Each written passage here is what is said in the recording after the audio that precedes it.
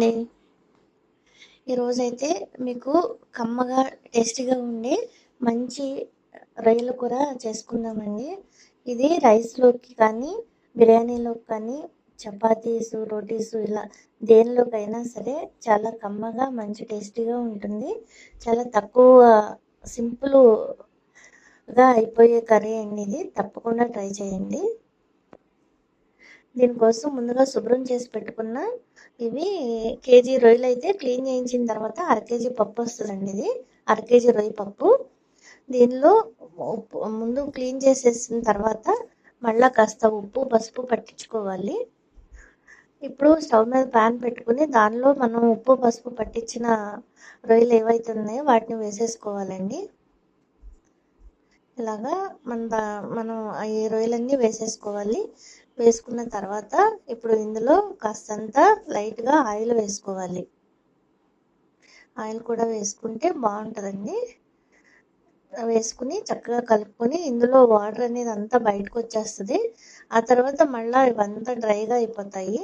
ఇప్పుడు ఇవి సగం కొంచెం వేగిన తర్వాత దీనిలో ఒక స్పూను కారం కూడా వేసుకోవాలి.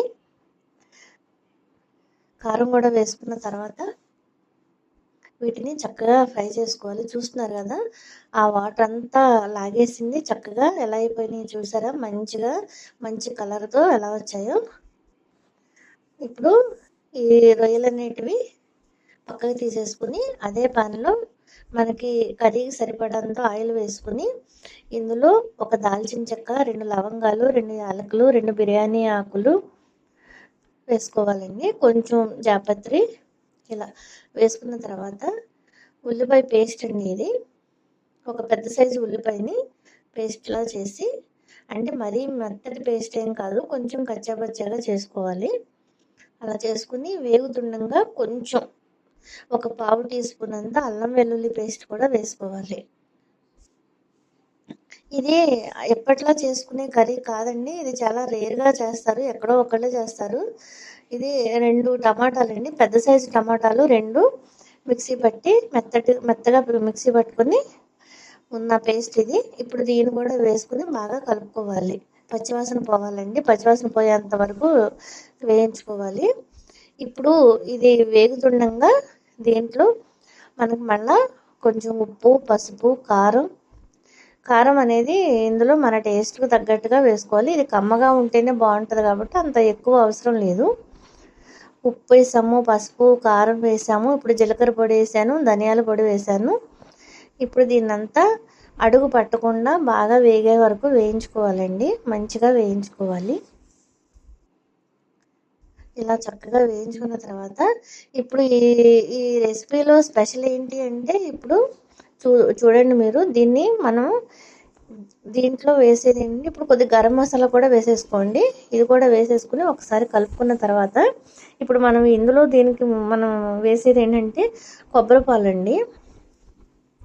మెయిన్ దీనికి స్పెషల్ ఏంటి అంటే కొబ్బరి పాలతో ఒక కొబ్బరికాయని తర్వాత అందులో సగం చెక్క ముక్కలు తీసి మిక్సీ జార్లో వేసుకుని పాలు తీసుకోవాలండి. తీసి మెత్తగా పేస్ట్ పట్టేసిన తర్వాత ఇలా పాలు వస్తాయి కదా, దీన్ని వడకొట్టకుండా మనం మిక్సీ పట్టేసింది ఆ పాలతోనే దాన్ని అందులో వేసేసుకోవాలి.